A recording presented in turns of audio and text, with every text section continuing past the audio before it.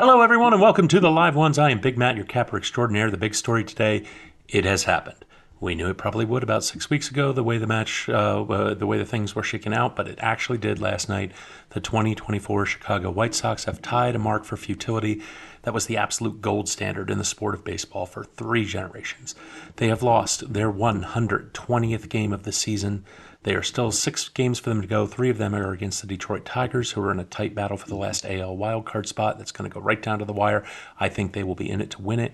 But regardless, you have to make this year's White Sox the all-time worst baseball team of the era of Major League Baseball. There are a couple of teams that have worse official records from back in the 1800s when the sport was brand new, when teams would go out and come and go from the organization that would become the official National League.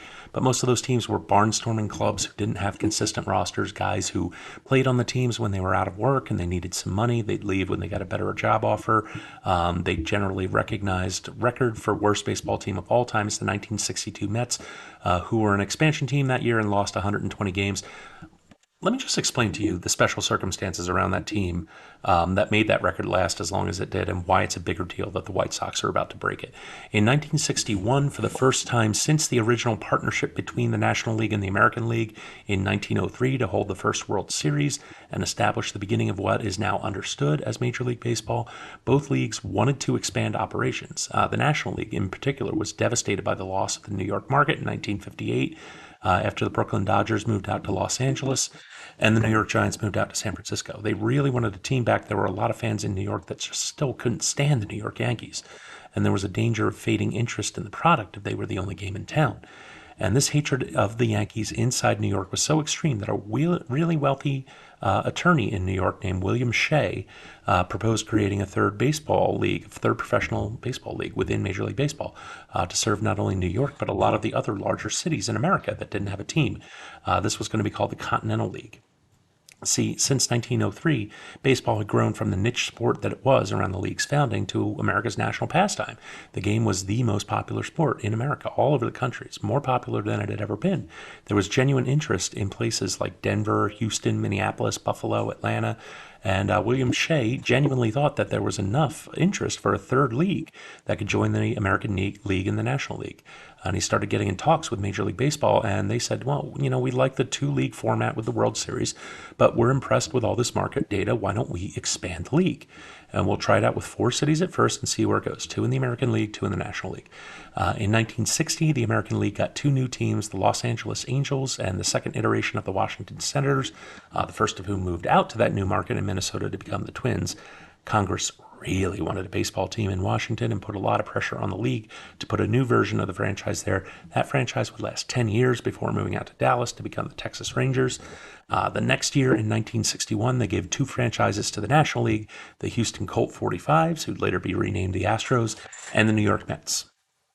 William Shea was given ownership of the Mets, and an expansion draft was held for all of these teams. The 1960 expansion draft forced all of the American League teams to make available 7 players from their 25-man active roster and 8 other players from their overall 40-man roster to be in the draft pool. It was insane. It was chaotic. It happened at the last minute, and so many star players wound up having to switch teams with almost no notice. It disrupted a lot of American League teams' success at that time. Big names, too. The Yankees lost Bobby Shands. The Red Sox lost Jim Fregosi. The Tigers lost Eddie Yost.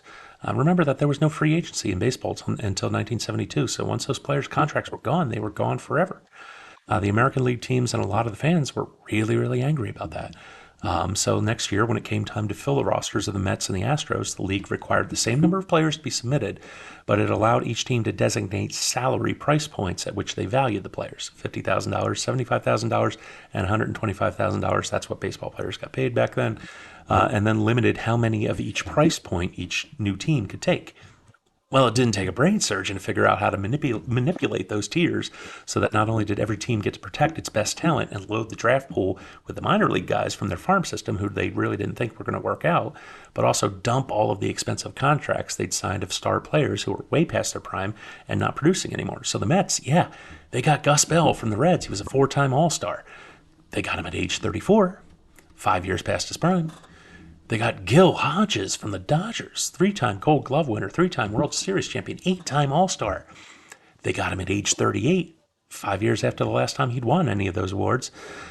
The team that would take the field in the Mets' inaugural season had literally no chance of competing. It was minor league ball players that were never going to make it up to the show anywhere else, and the seniors tour. It was kind of like a literal version of the Cleveland Indians from the fictional movie Major League. They called it, I think, the has-beens and the never-wers.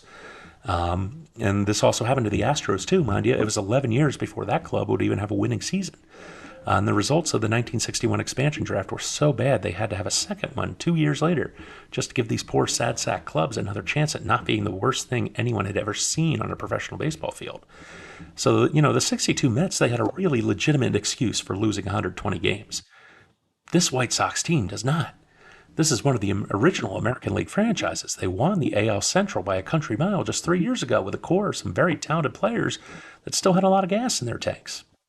But to hear the players who've been traded away since then tell it, owner Jerry Riesendorf just does not institute a baseball culture in the organization. We've heard stories, of just like people not doing their jobs, all the way from the front office down to the equipment people, the players. There are bullpen pitchers taking naps in the bullpen, players completely blowing off team meetings, pitchers completely skipping pitcher fielding practice, and no one faces any accountability for it. The entire organization just doesn't care. Tomorrow night's the night the record probably gets broken. It's for sure going to get broken before the year's over. Their last series is against the Tigers. Like we said, the Tigers actually still have something to play for.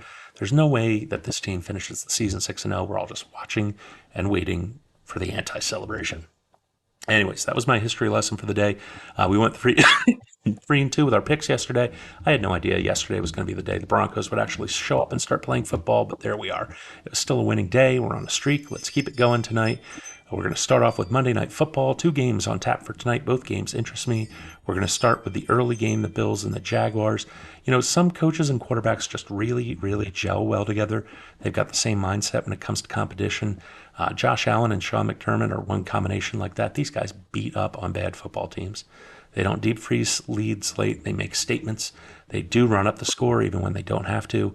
The Jaguars have problems. And Trevor Lawrence, it just feels like every year something else doesn't work out for him. He needs another piece, another weapon to make it work. He's trying to get that going this year with his new receivers, Gabe Davis and rookie Brian Thomas Jr. It's not working out so well thus far. He's got a completion percentage just above 50% and only 1 touchdown in his first 2 games.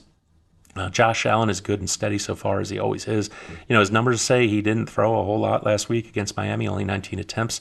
I think he was 13 of 19. But the simple answer to that is with Tua being out with a concussion, basically everything Miami did was run the ball. And Buffalo really only had the ball on offense for 23 minutes total. That's just how it worked out. But I trust Josh Allen way more than I do Trevor Lawrence at this point. Why I really trust him is because he excels so much at beating the blitz with his legs. And Jacksonville likes to blitz a lot. He's going to have no trouble whatsoever with this Jaguars defense. I love catching the Bills here at home under a touchdown. It's in between 2 key numbers here at 5.5, which is great because I don't think that Buffalo's going to let Jacksonville get back in this thing at garbage time. So give me Buffalo at home minus 5.5 points. Washington and Cincinnati, not counting his rookie year when he literally did not have a single good player on his team besides him, Joe Burrow has never lost 3 games in a row. Never. It's never happened.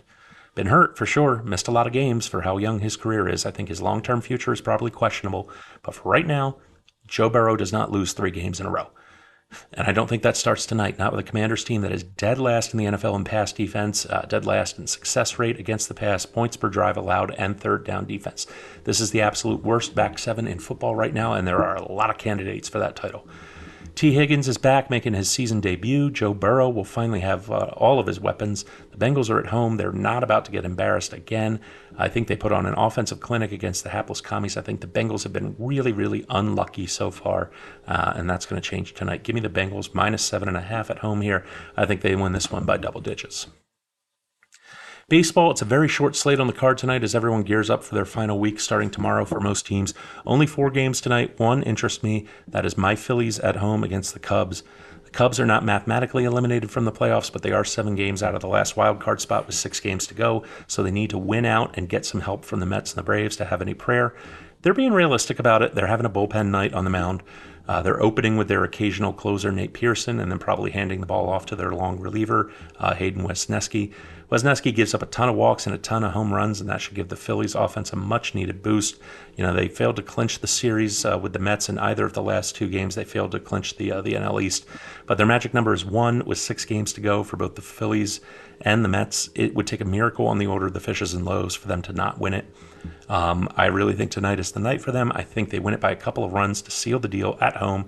Remember, they're also still in contention with the Dodgers for the 1 seed, so that's the Phillies are going to have motivation to keep on going until they clinch that. They'd really love to have home field throughout. They've got a lot more to play for tonight than Chicago, so give me the Phillies on the run line, -1.5 runs. Third and final play for the night, everyone. Bet safe, stay safe. Follow us on X at Live One Sports. Check us out on Roku and Fire TV at the Live Ones. Have yourselves a great Monday night, and I will see you soon.